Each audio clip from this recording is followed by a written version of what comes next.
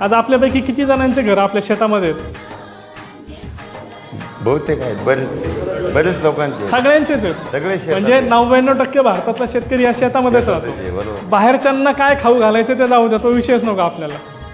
परंतु आपण जर योग्य प्रॅक्टिस केली तर त्याचा आपल्याला फायदा कसा होऊ शकतो हे बघा. काळ्या आईची करणी तिला लेकराची माया, माय होईल हिरवी घान हिरीताच गाया, वरती आबाळाची हाय मला बापावानी छाया, साध माझ्या काळजाची नाही जाय चिरवाया. आता बाजारामध्ये जर मेथी पाहिली तुला गाठीच दिसत नाही.